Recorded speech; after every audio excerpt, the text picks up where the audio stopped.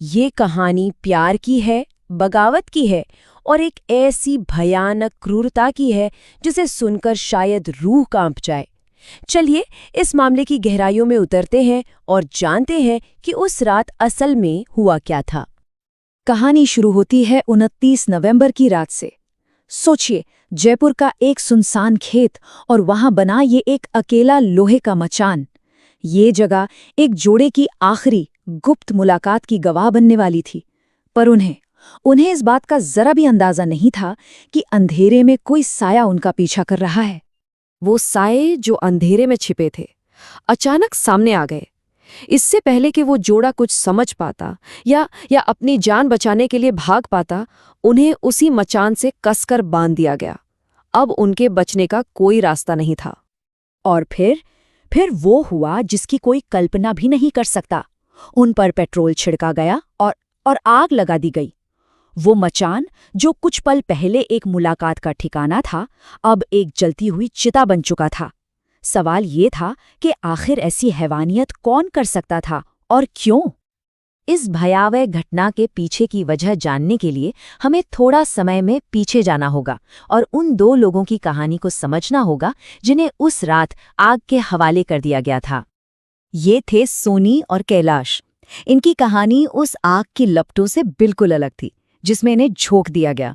ये एक ऐसे रिश्ते की कहानी थी जिसने अपनी अपनी अकेली और घुटन भरी दुनिया में उन्हें एक उम्मीद दी थी। तो इस रिश्ते में आखिर दिक्कत क्या थी? देखिए, सोनी जो पिछले 6 साल से विधवा थीं और अपने 2 बच्चों के साथ ससुराल में रह रही थीं, और कैलाश जो शादीशुदा होते हुए भी सोनी के करीब आ गया था। उनका मिलना ही उनके समाज की नज़रों में एक बगावत जैसा था। लेकिन बात सिर्फ इतनी ही नहीं थी।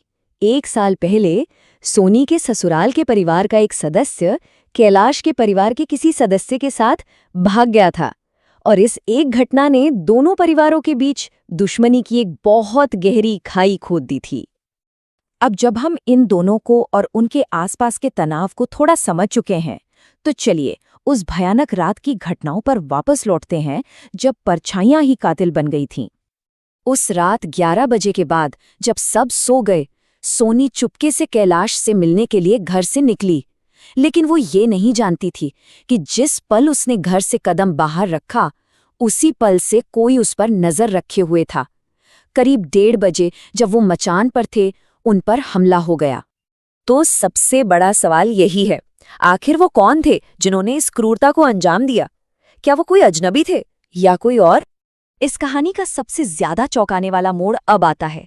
हमलावर कोई और नहीं बल्कि सोनी के अपने ससुराल वाले थे, उसके चाचा ससुर बिरदीचंद गुर्जर और जेठ गणेश गुर्जर। सोचिए, वो साए जिन्हें वो पहचान भी नहीं पाई, उसके अपने ही थे। और मकसद था परिवार की इज्जत। उनकी नज़रों में घर की बहू का ये रिश्ता परिवार की इज्जत पर एक ऐसा दाग था जिसे सिर्फ आग ही मिटा सकती थी। उस तथाकथित इज्जत को बचाने के लिए उन्होंने 2 इंसानों को जिंदा जलाना सही समझा। हमलावरों ने शायद सोचा होगा कि आग की लपटों के साथ कहानी और सबूत दोनों खत्म हो जाएंगे, लेकिन कहानी अभी बाकी थी। पीड़ितों की अपनी आखिरी सांसों में न्याय के लिए लड़ाई अब शुरू होने वाली थी। बुरी तरह जलने के बावजूद सोनी और कैलाश जिंदा थे। उन्हें फौरन जयपुर के सवाई मानसिंह अस्पताल ले जाया गया। मौत सामने खड़ी थी, पर सच कहना अभी बाकी था। उनकी हालत बेहद बेहद गंभीर थी। कैलाश 70% से ज्यादा जल चुका था और सोनी 50% से ज्यादा।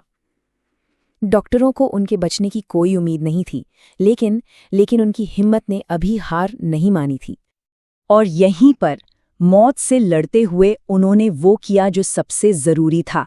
उन्होंने पुलिस को अपना बयान दिया, जिसे कानून की भाषा में डाइंग डिक्लेरेशन कहते हैं। एक ऐसा बयान जिसे बेहद अहम और सच्चा माना जाता है।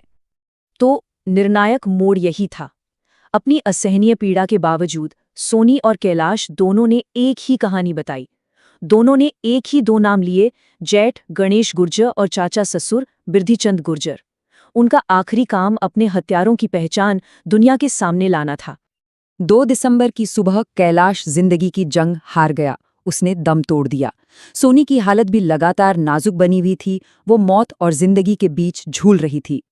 लेकिन उनकी आखिरी गवाही बेकार नहीं गई। उस बयान के आधार पर पुलिस ने तुरंत कार्रवाई की और दोनों आरोपियों को गिरफ्तार कर लिया। ये उस जोड़े के साहसी अंतिम काम का सीधा नतीजा था। इस कहानी का एक हिस्सा तो खत्म हो गया था, लेकिन अपने पीछे कई गहरे और बेचैन करने वाले सवाल छोड़ गया था। ये संख्या हमें याद दिलाती है कि इस त्रासदी की कीमत सिर्फ 2 जानों ने नहीं चुकाई। सोनी के 2 बच्चे, एक 9 साल का बेटा और एक 7 साल की बेटी, अब इस दुनिया में अनाथ हो गए हैं। ये जला हुआ मचान अब सिर्फ लोहे का ढांचा नहीं है, ये एक स्मारक है उस कहानी का जो यहाँ खत्म हुई और उन सवालों का जो यहाँ से शुरू हुए।